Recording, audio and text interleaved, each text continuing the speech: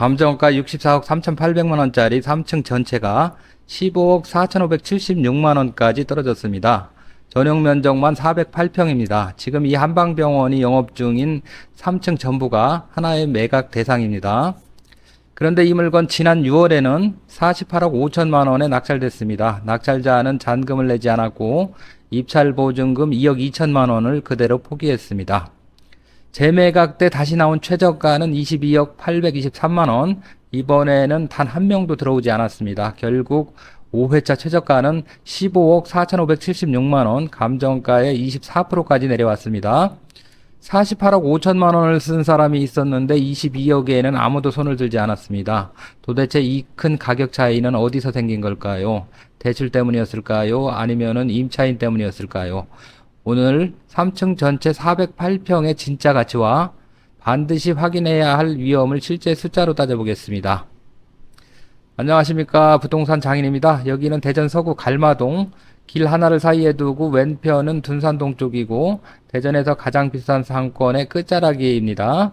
계룡로 대로변을 정면으로 받고 있습니다. 1층에는 저녁이면 줄을 서는 고깃집이 성업 중이고 나머지 1층은 비어 있습니다. 2층은 지금 현재 공실이고 내부는 공사가 진행 중이다가 멈춰선 상태가 되겠습니다. 3층 전체는 한방병원이 사용 중입니다. 바로 이 3층 전체가 오늘의 매각 대상입니다.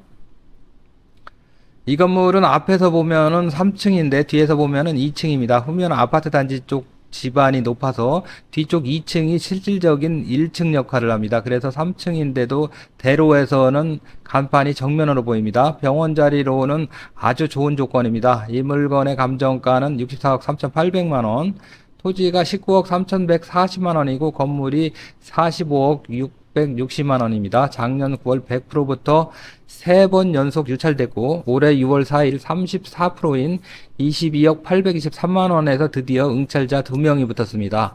여기서 첫 번째 반전이 나옵니다. 2순위가 쓴 금액은 22억 2천만원, 최저가에 거의 딱 붙은 금액입니다. 그런데 1순위 법인이 쓴 금액은 48억 5천만원입니다. 2순위보다 26억 3천만원을 더 썼습니다. 2배가 넘습니다. 그리고 그 법인은 잔금을 내지 않았습니다. 왜 그랬을까요? 저는 이 물건의 월세에 답이 있다고 봅니다. 3층 전체를 임차인 한 명이 쓰고 있습니다. 보증금 1억 5천만원, 월세는 1,545만원. 2019년 12월부터 영업 중입니다. 연으로 환산하면 임대료가 1억 8,540만원입니다. 이 금액을 48억 5천만원으로 나누면 수익률이 3.8%가 나옵니다. 지금 상업용 건물 담보대출 금리가 몇 %입니까? 사실상 3.8%짜리 부동산을 5%대 이자를 내면서 사는 셈입니다. 은행은 상업용 건물을 담보로 잡을 때 그 건물이 실제로 벌어들이는 임대료를 보고 한도를 정합니다. 48억 5천이라는 숫자에 은행이 동의하지 않았을 가능성이 큽니다.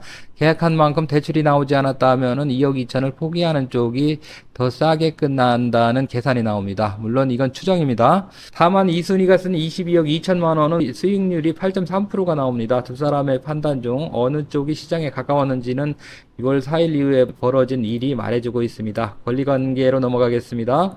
말소 기준 권리는 2020년 6월 30일 대전 양돈축협의 근저당 36억 원입니다. 소유자 법인이 신탁재산 귀속으로 소유권을 넘겨받은 바로 그날 설정된 근저당입니다. 이후 저축은행 20억 4천만 원, 개인 근저당 2건이 차례로 붙어서 등기부상 채권액 합계는 61억 6,200만 원, 감정가와 거의 비슷한 가격입니다. 말소 기준권리 뒤에 붙은 등기는 낙찰과 동시에 전부 소멸합니다. 낙찰자가 인수하는 등기 권리는 없습니다. 문제는 임차인입니다. 경매정보지에는 이 임차인이 대항력이 있고 인수한다고 되어 있습니다. 기준이 된 날짜는 2020년 3월 3일, 말소 기준 권리인 6월 30일보다도 앞섭니다. 이 표시대로라면 보증금 1억 5천만 원을 낙찰자가 그대로 떠안습니다. 그런데 매각 물건 명세서 비고란에 이런 문장이 들어 있습니다. 임차인이 권리신고 및 배당요구 신청서에 기재한 사업자 등록 신청일은 20년 9월 25일이라는 내용입니다. 상가 임차인의 대항력은 전입신고가 아니라 사업자 등록이 기준입니다. 9월 25일이 맞다면은 대항력은 그 다음 날부터 생기고 6월 30일 근저당보다 석 달이 늦습니다. 그렇다면은 대항력은 없고 보증금은 인수되지 않습니다. 3월 3일이냐 9월 25일이냐 이 6달 차이가 1억 5천만 원을 가릅니다. 법원이 비고란에 굳이 이 문장을 넣었다는 것은 두 날짜가 다르다는 사실을 입찰자에게 알린 것입니다. 입찰 전에 세무서에서 상가 건물 임대차 현황서를 떼서 사업자 등록일을 직접 눈으로 보고 들어가셔야 합니다. 덧붙이면은 서류마다 월세 금액이 또 다릅니다. 현황조사서는 1699만 5천원, 임대차 현황서에는 1800만원, 권리신고서는 1545만원입니다. 실제 계약서를 보기 전까지는 가장 낮은 1545만원으로 보수적으로 계산하는 것이 안전합니다. 이제 오늘의 숫자입니다. 9월 17일 5회차 최저가는 15억 4,576만원, 감정가의 24%입니다. 이 가격이 어떤 구간인지 하나만 짚겠습니다. 이 물건의 토지 감정가만 19억 3,140만원, 대지 지분이 373평입니다. 지금 최저가는 그 토지 감정가보다도 3억 8,500만원이 낮습니다. 계산상 땅값에도 못 미치는 가격으로 전용 408평인 3층 전체를 취득하는 구간이 되었습니다. 최저가에 받는다고 가정해 보겠습니다. 취득세와 부대 비용을 더하면 16억 2천만 원, 여기서 보증금 1억 5천만 원을 빼면 실제로 묶이는 돈은 14억 7천만 원입니다. 여기서 연 1억 8,540만 원이 들어옵니다. 대출을 하나도 안 받아도 12.6%입니다. 보수적으로 60%만 대출받고 금리를 5.5%로 잡으면은 자기 자본 5억 4천만 원에 연 1억 3,400만 원이 남습니다. 24%대가 나옵니다.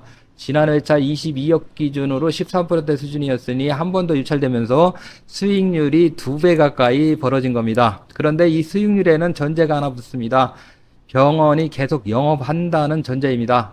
408평을 임차인 한 명이 쓰고 있습니다. 이 병원이 나가면은 월세 1,545만 원은 한 번에 제로가 됩니다. 대전에서 400평짜리 공간을 통째로 받아줄 임차인은 흔하지 않습니다. 수익형 물건에서 가장 무서운 구조가 이 단일 임차인 구조이고 몇 달만 연체돼도 이자 부담으로 그대로 자금 압박이 넘어옵니다. 다만 반대로 보면은 이 병원은 인테리어와 병상, 진료 설비에 큰 돈을 넣어놨습니다. 위치도 병원 자리로는 최상급으로 옮기고 싶어도 같은 조건을 찾기 어렵습니다. 낙찰로 임대차 조건을 다시 정할 때 이 점이 협상의 출발점이 되고 차임 지급과 연체 시 처리를 특약으로 확실히 정리하고 들어가시는 것이 좋겠습니다. 나머지 주의사항은 세 가지입니다. 첫 번째, 이번은 재매각이라 입찰보증금이 최저가의 20%인 3억 915만 원이고 또 종전 낙찰자는 입찰할 수 없습니다. 둘째, 1991년 7월 사용 승인 건물로 35년이 지났습니다. 3층 전체를 매입하더라도 건물 자체는 집합 건물이기 때문에 외벽과 승강기 같은 공용 수선비는 다른 층 소유자와 함께 부담해야 합니다. 셋째는 대출입니다. 감정가 64억짜리를 15억대에 받는다고 대출이 감정가 기준으로 나오지는 않습니다. 낙찰가와 실제 임대 수익을 기준으로 심사가 이뤄집니다.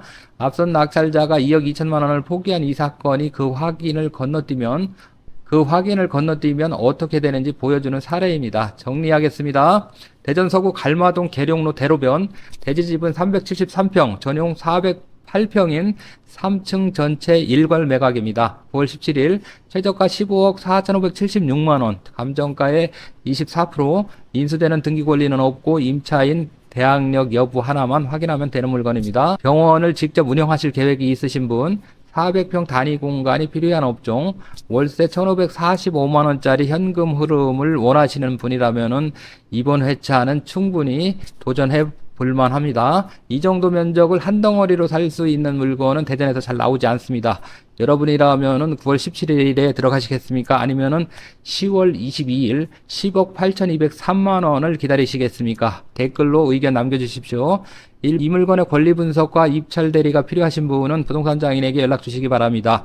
구독과 좋아요는 영상 제작을 하는데 큰 힘이 됩니다. 오늘도 영상을 시청해 주셔서 감사합니다. 지금까지 부동산 장인이었습니다.